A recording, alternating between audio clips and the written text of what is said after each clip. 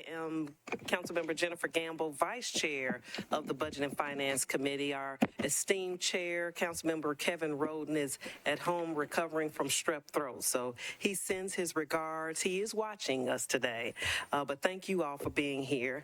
And we will start with the Parks Department and Director Monique Odom, and I'll let you introduce everyone who was here with you, and we'll take questions after your presentation.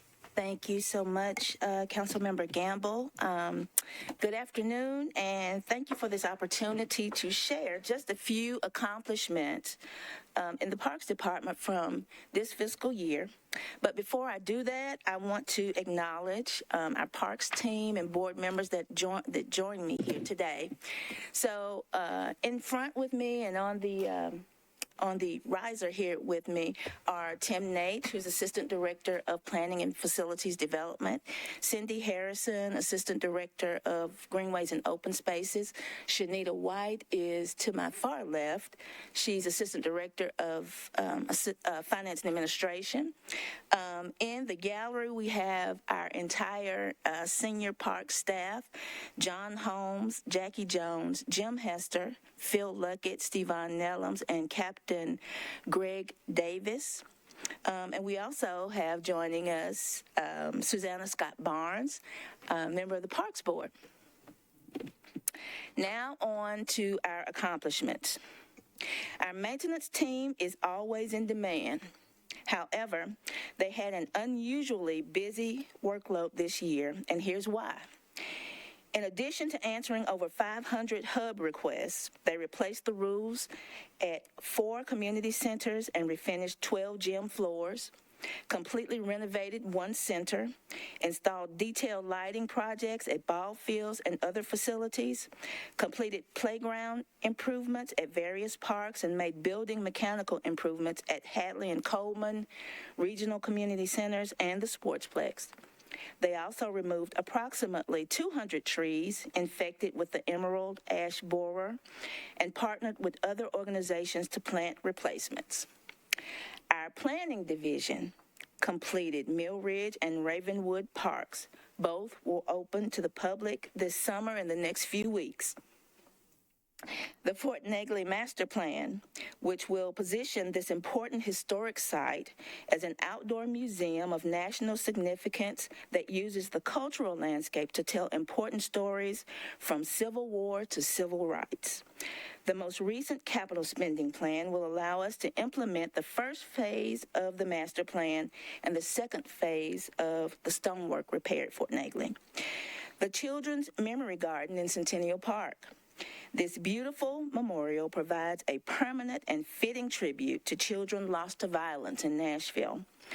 The granite plazas and seating along the new walkways, landscaping, and lighting revitalizes an important corner of Centennial Park and implements a key recommendation of the park's master plan.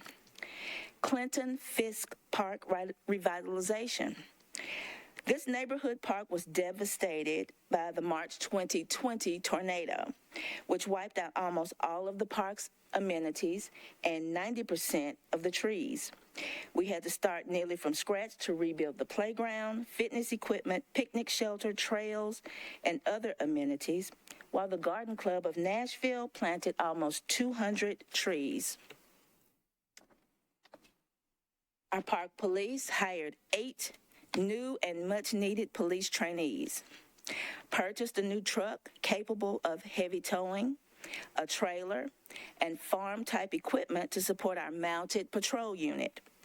These purchases are needed to transport the horses to different events. The tractor and other equipment are used to promote grass and hay growth for the horses, as well as maintain a healthy eating habitat in the pastures. In addition, our Parks Police team is now utilizing 2 SkyCop trailer cameras to address suspicious activity in our parks that have been reported to the department. These SkyCop cameras have been an important tool for us to help keep our parks and greenways safe. Our Greenways and Open Space Division, through a public-private partnership that provided design, construction, and maintenance perpetuity and at no cost to Metro, opened the Church Street to Broadway segment of the Gulch Greenway, has the acquisition of 50 acres of new public open space underway, as well as 15 additional partnerships with 7 new capital-funded projects that are currently in the design phase and will ultimately bring 10 new miles of greenway to our system. Our revenue-producing team reports that golf is currently up by a total of nearly 30,000 reports that golf is up by a total of nearly 30,000 nine-hole rounds, despite the limited hours of operation and the temporary closures of 2 golf courses for improvements and renovations. Enthusiasm continues for both tennis and pickleball all over the city. At the Sportsplex, we've had over 52,000 participants in tennis, logging over 45,000 reserved hours of play. And of course, pickleball has seen incredible growth here in Nashville, as it has nationwide, with over 32,000 people playing and logging over 11,000 hours. The Parthenon was the recipient of 5 2023 Awards of Excellence from the Tennessee Association of Museums. We received the awards in recognition of superlative achievements in audio tours, educational programming, temporary exhibitions, and volunteerism. Our Community Wellness and Cultural Arts Division continues to do an outstanding job in neighborhoods throughout the city. This year, they have increased after-school and summer program by 30%, launched the Lifeguard Academy at the newly renovated indoor pool at Napier Community Center, which gives neighborhood youth the opportunity to learn a skill, earn money, and help decrease the disparity in drowning rates for Black youth, especially teens. They've established a flag football program funded by the Tennessee Titans for all 27 community centers. In addition, the Centennial Youth Ballet gained national recognition through participation in the National High School Dance Festival, earning $88,000 in scholarship offers to summer intensives and college programs for dance participants, and have expanded dance programming to 9 community centers throughout the city. And we celebrated the 50th anniversary of the Centennial Arts Center. We hosted dozens of community events and activities throughout the year to shed light on the facility's complicated history and share the hopeful message of our current mission to engage the arts as an agent of change and healing in and for our community. And finally, our environmental education and outdoor recreation team has continued to be a leader in the field. Most recently, our Nature Center staff was instrumental in helping Nashville receive official designation as an urban bird treaty city. We will continue to educate the public about the importance of improving habitats and reducing hazards for our feathered friends.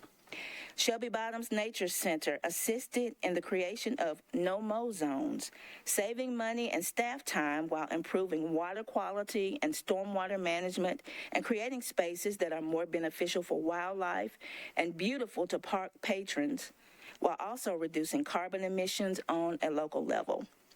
We're part of a major national movement away from a mowed lawn to a more productive open space with native meadows that include native flowers and grasses. And we continue to provide canoeing, kayaking, and facilitated hikes to a very enthusiastic public. Those are just a few of our milestones for this year, but we have also had our challenges. It's no secret that the job market nationwide is in a constant state of flux, and Nashville is no different.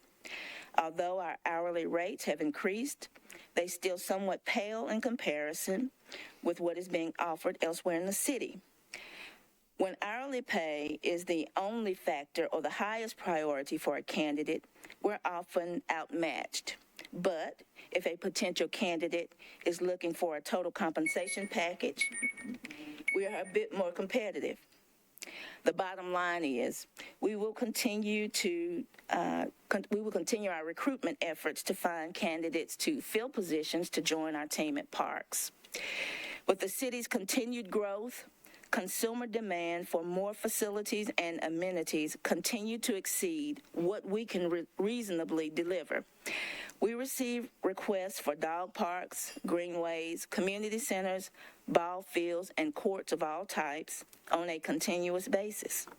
Obviously, the infrastructure of every neighborhood cannot support a park with every amenity we offer. There are limitations to what we can reasonably do. The good news, though, is that generally speaking, we have many of the amenities available that people are demanding within the park system. And then, of course, we always have the challenge of the conservation and stewardship of our open spaces and parkland. It is our mission to make sure that in a city that is increasingly losing green space at quite an alarming rate, that we make sure we uphold our mission to provide everyone in Nashville in a sustainable and equitable manner an inviting network of parks and greenways that offer health, wellness, and quality of life through recreation, conservation, and community. Thank you for your attention. We will take your questions now. All right, thank you. Thank you.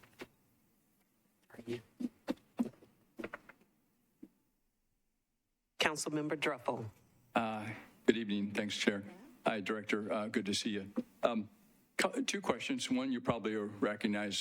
Do you have enough money in the budget for ensuring Brookmead comes to the full plan? I think that we will probably have to add some money to the. You remember that we received the $850,000 appropriation in ARPA funds. We'll probably need some additional. I don't think we have a final cost. I don't think we have a final cost. Okay, we don't have a final cost on that yet. If we do need additional funds, we will request those. I can't say at this point, though. Yeah, I just want to ensure, since I know it's taken some time to get through the process because there's a lot to do, but at the same time, I want to make sure that we have a time to enjoy it after all that hard work. Yes. So I just want to make sure you're good there. Second question. My love is tennis, as you know, and I enjoy Centennial, by the way. I was just there a little bit ago. What is the plan to expand tennis and pickleball? Because I got to say, no matter where you go right now, there's tennis and pickleball. And Centennial, I'm starting to become a little bit of a pickleball guy.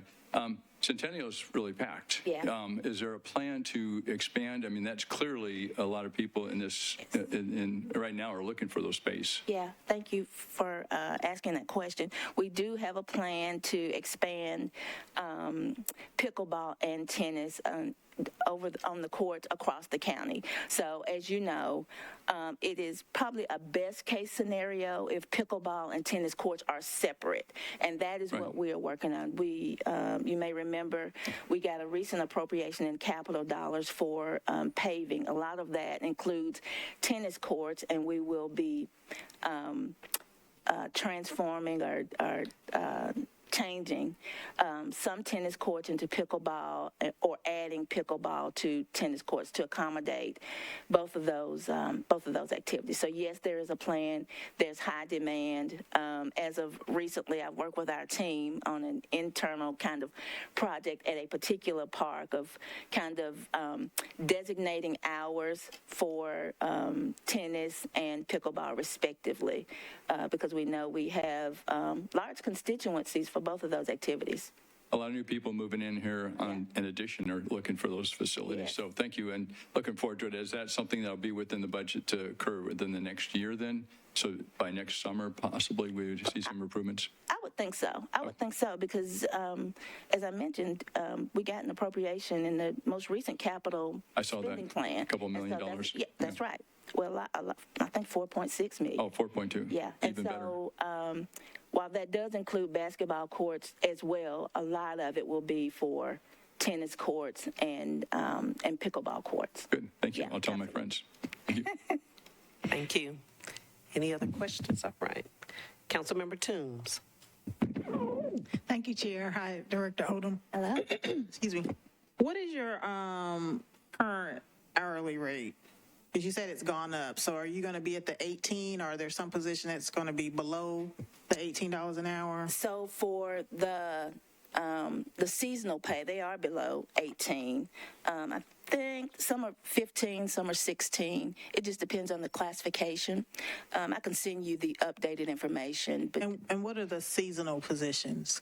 Can you give some examples? sure. So that would be at golf courses. So for those activities that are seasonal in nature, wave country, golf courses, in our community centers where we, there's a summer enrichment program going on there, and the attendance at centers during the summertime increases. And so we hire seasonal workers for those. And are those positions difficult to hire for? They are not. Okay. They're not. As long as we have, the folks that want to come in and work, we're excited to have them to come. And we've also, so they're the regular seasonal positions, and then also we have the Power Youth Program that you all may know about, that Metro Action Commission administers. So we have several of those positions available for young people. I think the age range is 14 to 24.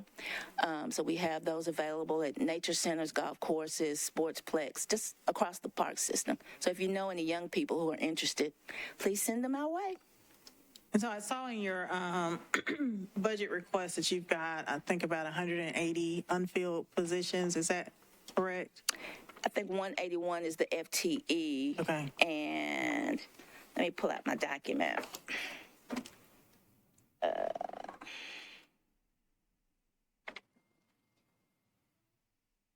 Well, I don't see that, but 181, I think, is the FTE, and I think the overall number was 405. The bulk of those are part-time, seasonal, and pooled. I think about a little under 100 of those are full-time positions that span the entire department, and again, we're working to fill those. I would like to mention, while we're talking about positions, that this time last year, we had quite a few vacancies as well. And we have filled about 76% of those that were vacant last year. And of those positions that were approved for us or given to us in this particular fiscal year, we've filled about 56% of those. And the proposed budget allocation that's in the mayor's budget, is that sufficient to meet the needs of the Parks Department? It is. Mm-hmm. I don't have anything else. Thank you. Councilmember Allen. Thank you, Madam Chair. Thank you for all y'all do to keep Nashvillians out and active and stuff like that. That's so important. In the past, and this may sort of be a quasi-parks, quasi-administration question, we've had a number of nonprofits that get funded through departments that really have the expertise to evaluate if those nonprofits are providing value. And I'll ask the same question to the library about NASA when they come up. But do some of those get run through parks? Does some of your programming involve working with like the Y or other nonprofit entities to reach out to kids? So we do have lots of partnerships. None that only NASA is one where we are funded. We have NASA locations and we are funded, but we do have lots of community partnerships for programming throughout the system. Okay, and then totally different maintenance question now. Mm-hmm. And this is probably not really a budget question, but I got you, so I'm going to ask you. Who owns the stairways on the courthouse square? Because I keep saying Hub is so great that this is the one thing that I keep sending them pictures of the broken doors, and I hear General Services owns part of it and Parks owns part of it. How do we get that fixed? So correct me if I'm wrong, but General Services is the steps and Parks is the green. The green. Okay, and what about not the steps, but the stairs that go down and the boxes around them? To the tower. That's us, isn't it? Who owns that? I don't know either. And I don't know, hadn't fixed it, so can we get together and work on that one? And then Centennial Sportsplex is such an amazing place, and I have some great exercise classes that I flop around in there and try to get fit. But it seems like there's been an HVAC issue there for an extended period of time. How does that come under the regular maintenance, or is that a larger thing? I'm going to call on Phil Luckett to come to the podium and answer that. Yes, and we are working on it. Okay, He'll thank give you more detail. He can provide more detail than I. Hi, how are you?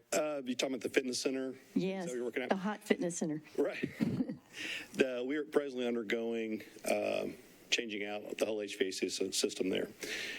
Phase 1 has 5 more air handler units that have to come in. 3 of those will be shipped this Friday. The other 2 will get shipped the following Friday. We hope to, in the first couple of weeks of June, the contractor, which is a contract company, is Lee Company. We hope to have those installed and operating. Phase 2, and that will cover most of the downstairs, the workout rooms, the exercise rooms, and the offices and the locker rooms, things like that. Phase 2 is for the bigger areas.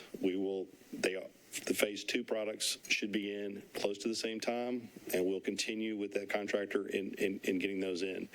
We are having long lead times on large HVAC equipment.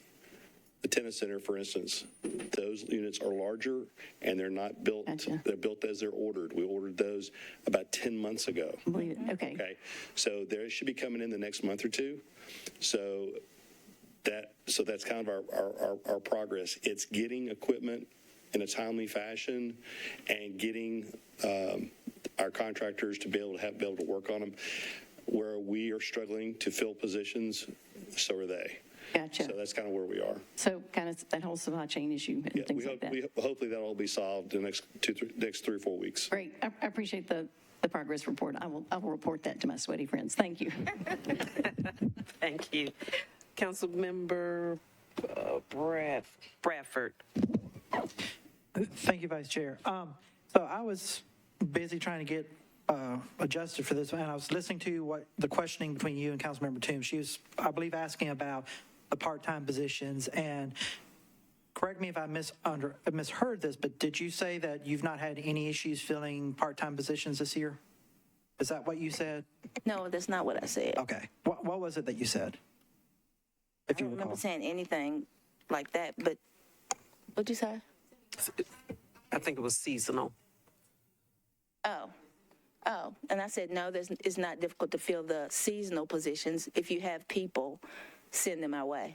Okay, so I'm kind of surprised to hear that, considering last summer we did have issues filling some seasonal roles that kind of forced us to close some of the golf courses last summer. So definitely was surprised to hear that you said that there's been no issue filling seasonal roles. So I hope that's been fixed and that we're not going to have any issues this year. So let me add some commentary to that that I mentioned in my opening remarks about the labor market in Nashville and across the country. So I will say that in the context of the current labor market, if people, if we're not able to attract and retain folks, that may be an issue. So I do not want to give you the impression that that we will be able to fill all the positions. I will say that our staff is doing all we can to recruit and retain, qualified folks for seasonal, part-time, and all of our other positions, including increasing pay rates. So we have done that. We talked about that last year.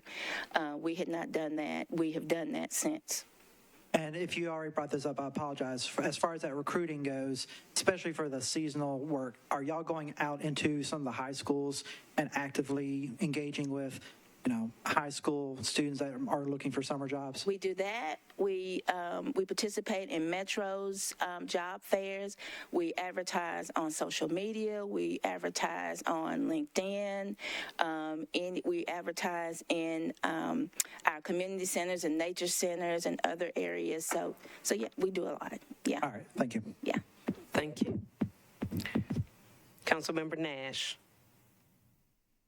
Thank you, Ms. Chairman. We recently opened up or are in the process of building a new park on Tusculum Road, the Butterfly Park. I can't remember. Mariposa? Yeah, Mariposa. Right. And And boy, we got picnic pavilions and some really nice areas, playgrounds like, and I told the night when I went to one of the meetings on it that I'm jealous because poor Whitfield Park and poor Pitts Park and some of the neighbors even there at the meeting said, well, gee, we're building this new park and we're ignoring the maintenance on these other established parks. I know when I moved here 40 years ago, Whitfield Park had tennis courts. They had a concession stand with some restrooms, nice, clean facilities, and all those are gone now. And so I'm wondering if there's a chance going forward where we might, I know it's in the floodplain and there's some issues about rebuilding some of these things, but I would think that, a few benches along the way or some picnic tables or maybe even a pavilion there to make it more part of the community would be very welcome. I mean, I've had people ask me about the tennis courts. Maybe we can make pickleball courts out of them if that's cheaper, easier. But I hope you can keep that in mind because it's really been disappointing to watch that. Now, we do have more of a greenway, but it kind of stops and turns around. And I'm hoping one of these days we can get it extended a little bit. Just keep us in mind. That's all I ask. Absolutely. Yeah.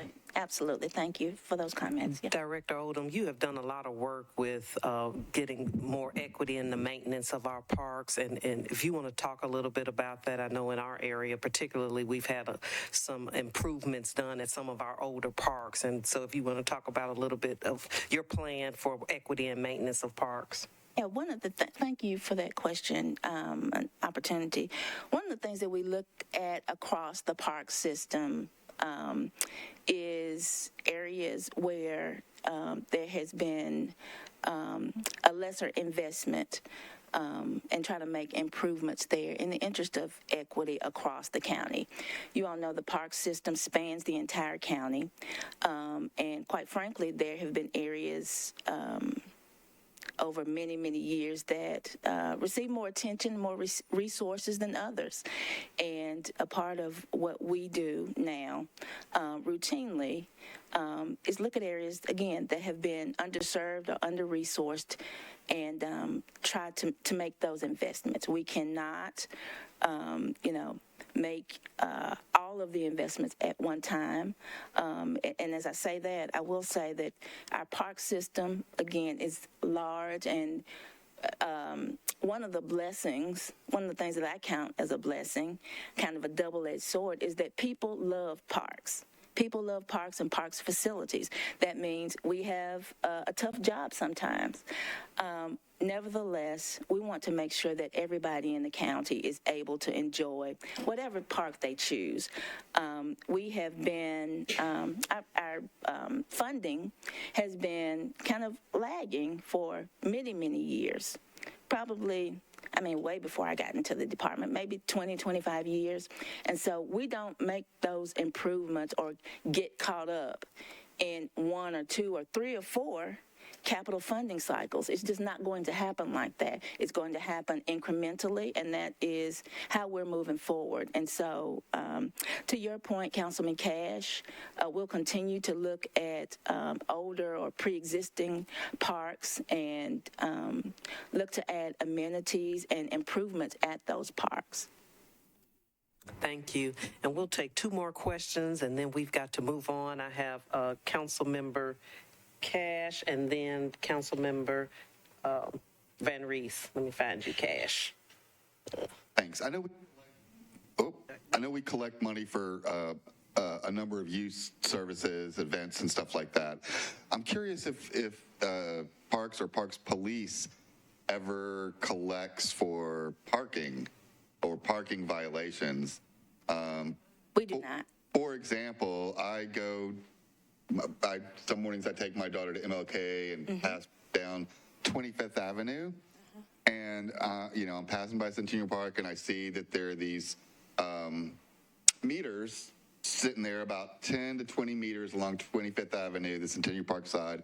And then there's a stretch without meters that is totally filled. And then the parking lot's there on 25th. Or in the park, but on the 25th side, there are lots of cars parked in there. And at like 7 in the morning, I'm kind of suspecting that they're not park goers. And so I just wonder if there any possibility of, like if we're allowing employees of other institutions to kind of take over our parking lots either, and we're not getting anything for it. Like, are we utilizing that space best, or are we not collecting money that could be put to better use, since there's no such thing as free parking? I know exactly what you're talking about. And to your first question, no, we don't collect money for parking, but I am very. Can you hear me? Or like violations. We don't collect money for those as well. I know exactly where you're talking about and what you're talking about. And we have been aware for some time that probably people who are not visiting the park are using parks as parking, and not just there, it happens across the city. In particular to Centennial Park, there's a master plan, multi-phase master plan that ultimately will move cars out of the park. So when we get there, that will probably resolve that particular issue. But again, parking in parks for folks who are probably not in the park is an issue across the city. Is that something we could look into in terms of like either, like a time limit, and if they violate the time limit, then they get a ticket, or? So I'd be happy to look into that. In terms of enforcement, that would be a challenge. I'm just going to be transparent with you. I gotcha. Enforcement would be a challenge. And then two, I don't think we want to see a bunch of parking meters in the park. And that is one main way to kind of regulate. So I'll be glad to look into some alternatives. Okay. Thank you. Glad to do that. Thank you. Councilmember Van Rees. Yes, we were talking about some of the part-time and seasonal jobs. I just wanted to chime in and encourage you to not leave out some what we call seniors, 62 and plus, because there is a lot of need for part-time, safe work, and to have, I'm about to be 60. I look pretty capable, right? And so, right? Can I get an amen? All right. Yeah. So, Amen. so I'm just thinking that maybe some partnership with 50 Forward on getting some word out, because if not their members, then some of that word of mouth and even their family members might be interested.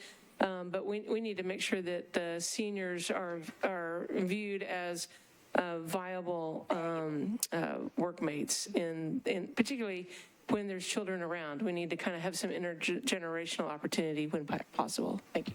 Thank you for that comment, and I absolutely agree. I will just say, I think someone asked me that question last year, if folks considered seniors are welcome. They are welcome to apply. All are welcome to apply, but your comments are well-timed and well-taken, and I agree with you. Thank you. Thank you all for being here. Thank you for the work that you're doing to make our parks accessible and beautiful for our county and city. Thank you. Thank you.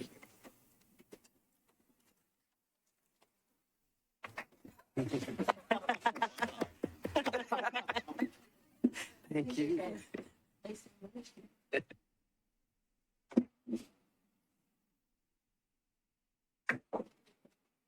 While we're waiting for our next group to come up, libraries, I just want to thank all of the council members that are here today and remind you that the questionnaires and materials for the budget hearings are available on the Metro Council SharePoint, so you can pull that information from there.